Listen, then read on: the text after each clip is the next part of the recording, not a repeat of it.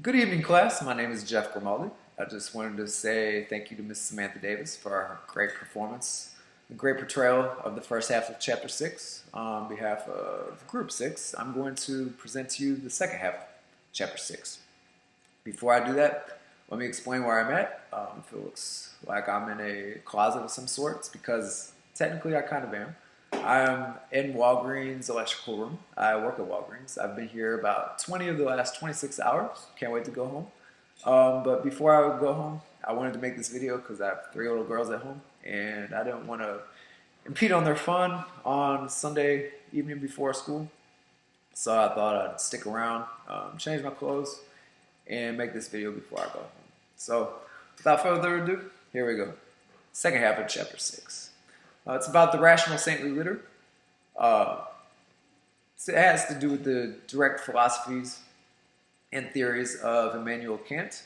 Kantianism essentially is the right actions respect the demands of reason.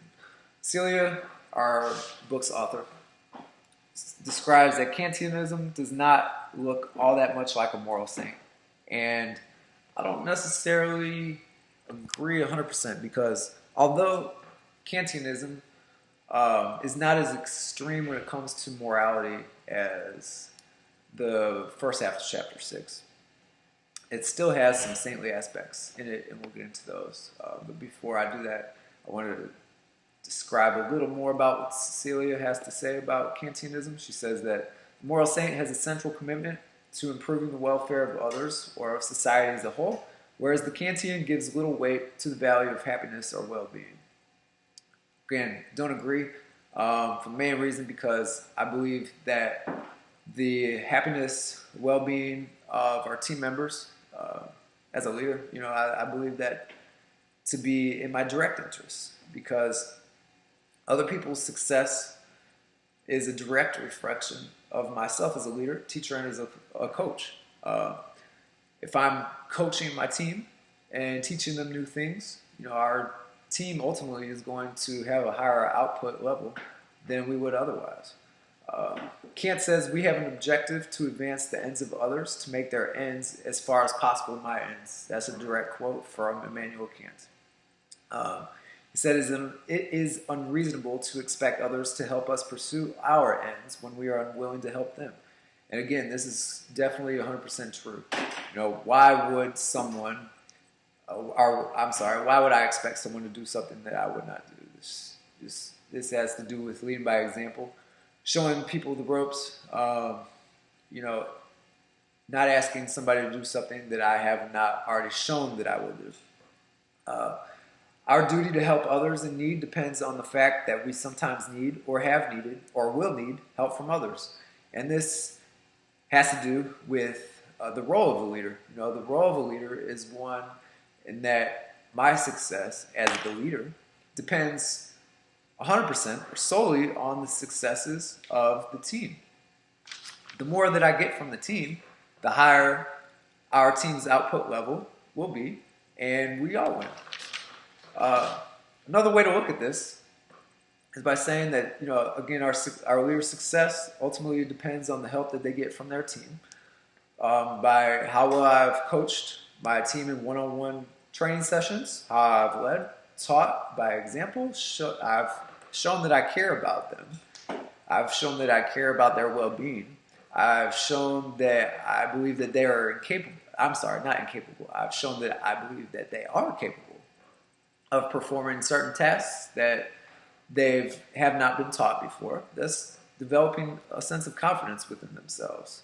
And by our team members having higher levels of confidence, it's going to create a more positive atmosphere at work, thus creating, once again, a higher work output level by the entire team. I don't agree with Celia when she says the advocate of Kantian ethics simply cannot endorse the rational saintly leader or Wolff's rational saint who pays little or no attention to his happiness and sacrifices his own interests to the interests of others. This has to do, again, with coaching our team. I believe by teaching our team new tasks, The leader can then delegate these new tasks I, myself as the leader, would have been doing, I can now delegate them to other team members, allowing myself as the leader to do other, maybe larger tasks that I would not have been able to do that day because I've been doing tasks that I just delegated to my team. By teaching my team new tasks, again, I've boosted their morale, and I have, again, I've increased our entire team's work output level. Kant argues that there are some things that we must not do and some things that we have a duty to do. There's somewhere between what is prohibited and what is required are actions that we do or not do as we please. This area in between is called free space. For example, like I said, I work in a leadership position at Walgreens. Right now, it's definitely flu shot season. Excuse me. And each year, Walgreens gives team members an incentive to receive the flu shot by offering each team member a flu shot free of charge. I've worked here for, this is my second flu shot season. I've worked here about a year and a half. And a little background about myself, I've never received a flu shot. I've never had the flu. I don't see a reason for myself to receive a flu shot. The reason for this is because I am a health fanatic. I pay very close attention to what I put into my body. I eat lots of fruits, lots of vegetables, lots of good, roots like onions and garlic and all kind of good stuff that gets rid of all kinds of stuff. Without going into further detail, 2 years straight, I've refused a flu shot. Again, never had the flu, don't see the reason of getting a flu shot, don't see the reason of getting something that there is not much research on. We don't know too much about the health risks that go into making flu shots. I don't want to risk my own well-being by receiving something that I don't know what I'm putting in my body. Now, last year I got a lot of flack for not getting the flu shot from the pharmacy because part of it was because I was new and they don't really know how strong of a person I stand when it comes to my beliefs, my morals, et cetera, et cetera. And I guess they felt like I wasn't participating in flu shot season because I didn't receive a flu shot. This is a direct example of what Kant says about free space. He says, we are free to pursue all kinds of projects as long as they stay within the boundaries of morality. By not receiving a flu shot, I didn't do anything morally wrong. And by explaining my reasons not to get the flu shot, I've empowered other people who weren't necessarily as confident as I am to not receive a flu shot this year. Again, is receiving a flu shot, is not receiving a flu shot morally wrong, even though your work promotes flu shots and really pushes everyone to get one? It's not morally wrong not to get a flu shot. So I'm actually proud of the fact that I've given some people voice in my example of the reasons why why I don't want to get a flu shot, and I never will. That being said, it is important for our leaders, to think about the boundaries of morality, but it is important not to obsess about it. Any rational person with a brain and with a conscience, we know moral boundaries. We know where we need to stay. We know the boundaries that we need to stay in. We know what lines not to cross. A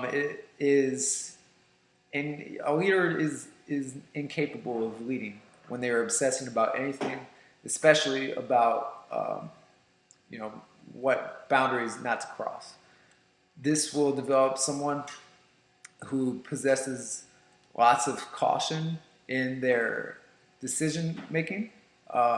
They will become very conservative, and a conservative leader is not a very effective leader. Leadership is it's never careful. It's not necessarily carefree, but leadership, in my opinion, there's lots of risk taking. It's a lot of putting yourself out there in uncomfortable places, hoping for success, but not being afraid to fail, because there's really never failure. There's only learning experiences. That's the way I look at it. With that being said, I'd like to read a direct quote from our book, which pretty much sums up exactly how I feel about Kantianism. One of the main ending statements here of chapter 6, Celia writes, "A pathological fear of doing the wrong thing would also make it very difficult for a leader to carry out his projects. So difficult, I think, that he cannot will extreme moral caution. The leader who wants to guarantee that he never breaks a promise would have to cut himself off from all human interaction and avoid contracting with others. Admittedly, like the hermit or someone banished from society, he would have a fail-safe plan for discharging his negative duty, never to break a promise. The problem, however, is that social isolation gets the leader moral safety at the expense of all project pursuit, indeed at the expense of leadership. As we have seen, Kant holds that we depend on others to pursue our projects, whatever these projects are. Our dependence on others is especially important in leadership contexts. Collective effort is a necessary means for leaders to achieve their ends, and to will these ends is to will the means for achieving them. Why then are leaders unable to will extreme moral caution? As Kant puts it, such a will would contradict itself. All this is to say that moral risk is a necessary part of social life, and so too of leadership. The only way to eradicate moral risk, to guarantee moral safety, is to avoid leadership altogether. There is tension between saintliness and leadership, but as Kant describes in his theories, there are ways to possess morality and strong leadership skills at the same time. So that pretty much sums up the second half of chapter 6. Hope you all learned something. I enjoyed reading this section, and I look forward to hearing more of my fellow classmates' chapter discussions. Once again, my name is Jeff Grimaldi. I appreciate your time. Hope you all have a good rest of the year. Go Cowboys. Woohoo! We them boys.